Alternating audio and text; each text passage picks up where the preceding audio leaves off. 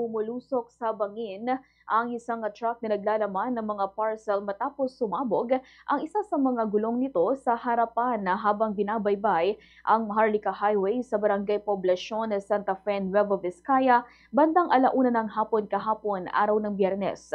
Ayon sa ulat ng Santa Fe Municipal Police Station, patungo sa hilagang direksyon ang truck nang biglang sumabog ang harapang gulong nito. Dahil dito, nawala ng kontrol ang driver dahilan upang bumangga muna ito sa isang nakaparadang motorsiklo sa gilid ng kalsada bago tuluyang bumulusok sa isang bangin na may lalim na 15 metro. Sa kabutihang palad, sumabit ang truck sa isang puno at hindi tuluyang gumulong paibaba.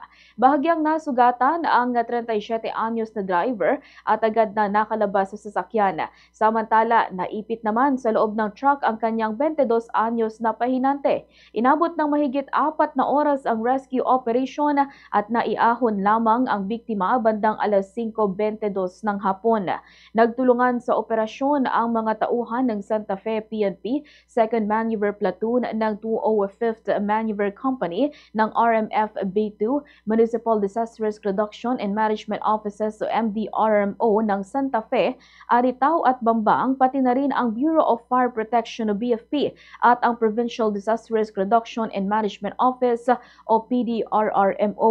Sa ngayon, patuloy pa rin ang sinasagawang investigasyon ng mga otoridad upang matukoy ang eksaktong sanhi ng aksidente at tiyakin ang kalagayan ng mga sangkot. Nanawagan naman ang mga otoridad sa lahat ng motorista na laging tiyakin ang maayos na kondisyon ng kanilang sasakyan bago bumiyahe upang maiwasan ang mga kahalintulad na insidente.